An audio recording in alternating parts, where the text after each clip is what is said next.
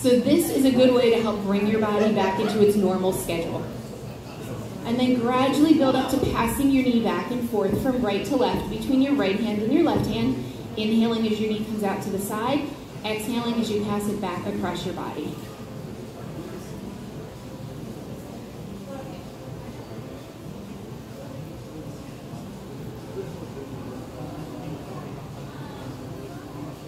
And then let's draw that knee back in towards the center, pull it in, give it a nice squeeze, and as you exhale, extend it straight down on the mat.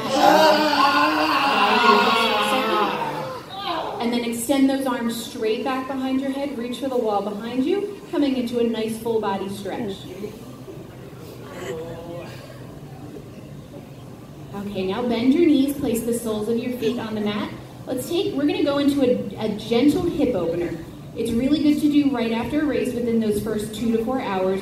Really nice way to open up your hips and release tension on your lower back. Let's take your right leg, lift it up off the mat, rotate it at the hip, and place the bony part above your ankle. Make sure not to put your foot on your knee. Make sure it's the bony part because you don't want to curl your knee. Keeping your left foot on the ground, take your right hand, place it on the inside of your right thigh, and start to press. So for those of you that do yoga regularly, you're probably familiar with the more advanced version of this pose where you'll reach through and you'll lift your leg up off the mat. You are welcome to do that. That's a little more difficult to do right after a race. Your body doesn't have that flexibility. I find it's easier to do that later on in the evening. I have a little bit more movement left in my body. So I call this pose thread the needle. But this is a great hip opener to do. You can also do this while you're seated at a restaurant that night or while you're on a plane. So when you're in the seated position, you can just rotate your hip, place your foot put your ankle right on top of your knee, and then just kind of press out and lean into it. It feels really good on your hips, really good through your sciatic nerve, and really good on your lower back. Okay, whatever position you're in, let's bring those feet back down to the ground, uncross your right leg, and then just lie here with your knees bent, soles of your feet on the ground, and just feel a little bit of difference in your body. One side might feel a little bit heavier than the other.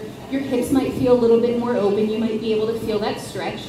And now let's do the same on the opposite side. Let's take that left leg, lift your leg up, rotate it at the hip, and make sure that bony part above your ankle is resting just above your knee. Take your left hand, place it on the inside of your thigh, and start to press it out. Again, if you are familiar with this pose, you can start to stretch through and reach around to grab the inside of your leg.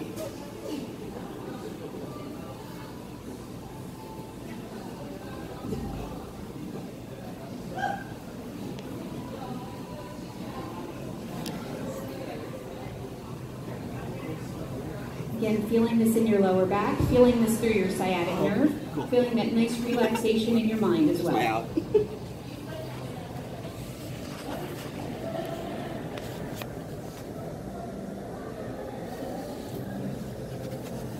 Okay, wherever your leg is, let's release whatever fingers you have holding whatever leg down. Uncross your legs.